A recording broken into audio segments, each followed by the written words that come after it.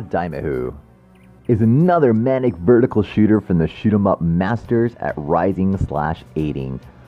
Over the last few months, I have featured 3 games from this developer, and all 3 have been phenomenal entries in the shooter genre. But how does Dimahoo stack up? Does it keep the streak going? Without further ado, let's review. First of all, there are no biplanes, jets, or spacecraft here. This game has developed its own take on the world of fantasy by blending medieval and futuristic themes together to stunning results. Of course, there is so much going on in the playfield that you'd be hard-pressed to take in the sights. This wasn't the first time that Raizing/Aiding experimented with medieval-themed hybrids. Dimahoo is a 3rd game in a trilogy of other shooters that share the same elements and characters, but all of them are unique in their own way, and I hope to cover those in the future. Although frantic, the controls are super tight, and it always feels like you have complete control of your chosen character, and that is one of the things I love about Raizing's brand of shoot 'em up fare. When you get hit, for the most part, you realize, hey, this is probably my fault. Bullets may be coming from all sides, but with the combination of a small hitbox and great controls, you know there's usually some way around all of that stuff if you really concentrate. So this is a thing I like to point out about some other shoot 'em ups. Sometimes I feel like there's no possible way to dodge. Sometimes they just surprise you with what seems like you stumbled upon a booby trap, and a barrage of bullets come without rhyme or reason at an unreasonable rate. And I want to say for the most part, in terms of bullet speeds and patterns, that Dimahoo presents a more than fair challenge.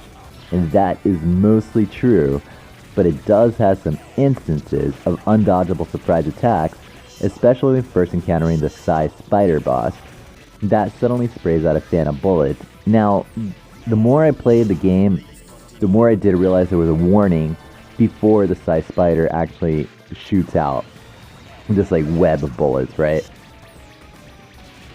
So this in turn means that there's some memorization needed to be truly successful at the game, but that does not diminish the fun at all. This game made its debut in 2000, a time when 3D polygon games had finally hit their stride on both the arcade and console side. Sure, Marvel vs. Capcom 2 was making waves on the 2D front, but that game was an outlier to the typical trends of the time. Dimahoo had an uphill struggle from the very get-go. Dimahoo didn't reach anywhere near the success of other titles released around this time, and it probably had something to do with the overall change in how arcades were operating, and at this time the wane of popularity for these establishments had already begun.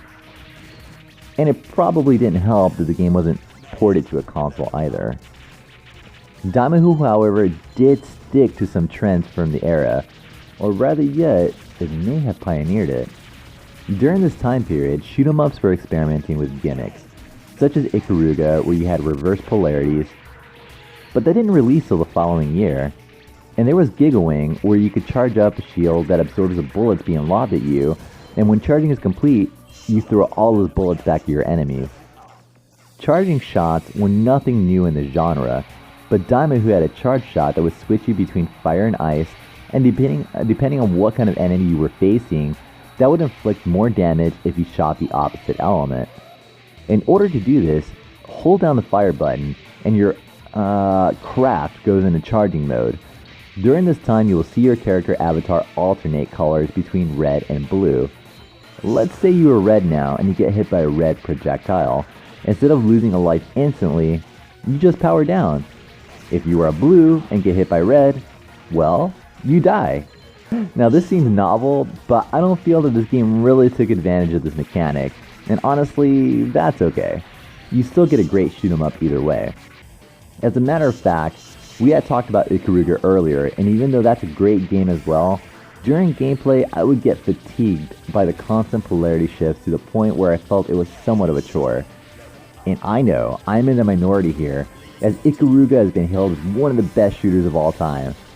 But I personally don't always share a lot of the same views a lot of other gamers feel as a landmark game or the best of. But either way, Dimahoo does not use this mechanic to really propel the game. No, the presentation and pacing is where it's at. sound effects and music are great companions to this frenetic game, and the announcer himself really throws in some serious charm into a title that could have easily taken itself way too seriously. So in the beginning, I had asked if this game would keep up the streak of those other Raizing titles that I felt were phenomenal, and the answer is yes. But now that we stacked up 4 Raizing/Aiding games, I don't feel that Dimahoo surpasses them. If anything, I would consider Battle Garega and Battle Backraid to be better games. When you're talking about games where the pedigree is that good, there is no shame in coming in 3rd or 4th.